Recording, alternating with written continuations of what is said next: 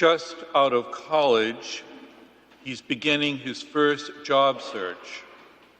He's compiled a resume of his education and work experience that he hopes will attract prospective employers. There's one entry, however, that embarrasses him. The summer he worked in sales for a small company.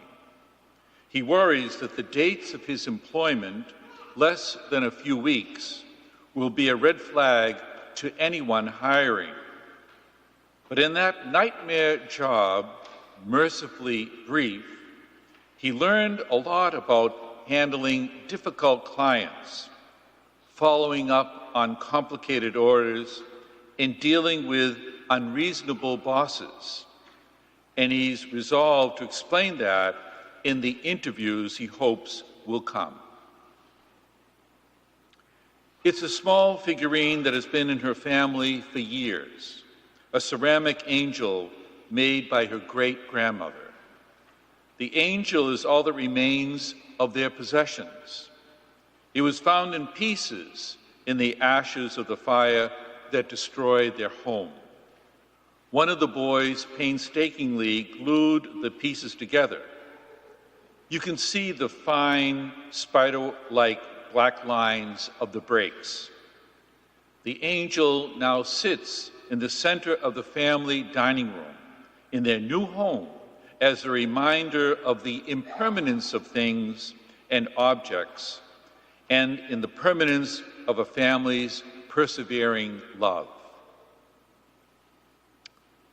On her wrist, she wears a bracelet made of braids of colored leather. Whether dressed for the office or working in her garden, she wears it. It was made by friends of her late daughter, who died after a long and brave battle with cancer. She was 17. Her friends made the bracelets as part of a drive to raise money to create a playroom to make the room of a local hospital in her daughter's memory. Everyone worked so hard to make the room happen.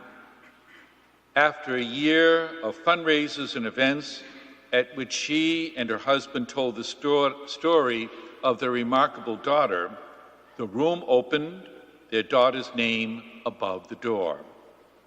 The bracelet she wears celebrates her daughter's courage and the compassion of their wonderful friends and community. A resume entry, a repaired ceramic angel, a simple handmade bracelet, all scars of challenges that led to transformation, signs of crosses that resulted in resurrection.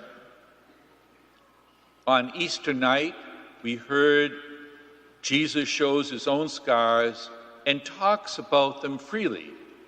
They are no longer a source of pain and bitterness, but are now teaching signs of healing, grace, and mercy.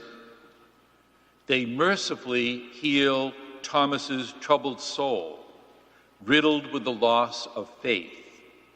They mercifully restore Peter and the 11 to communion with Jesus. They mercifully reveal God's peace in their midst, despite the horror of the past 3 days. Our scars, whatever form they take, can have a similar effect of our lives. They can teach us how fragile our lives are.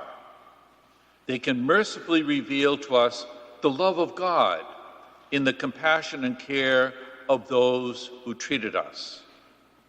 They can assure us of our ability to love by putting our bodies in the line for the protection and safety of others. Easter neither denies the trauma of Good Friday nor erases the wounds of crucifixion.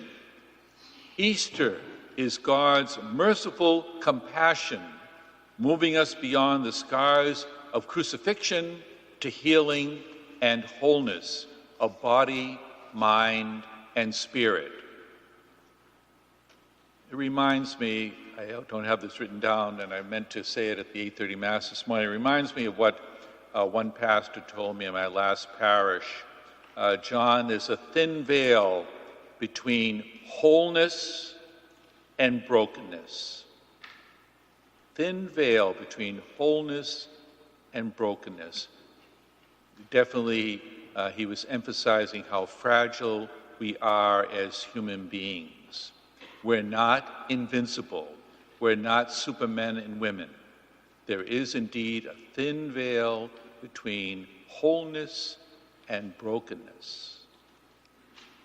In the light of unwavering hope, with the assurance of God's unlimited grace, every scar on our bodies, minds, and spirits, the marks of courageous sacrifice, hard-earned wisdom, and selfless kindness, is the realization of the merciful, joyful, peaceful Easter promise of the risen Christ in our midst.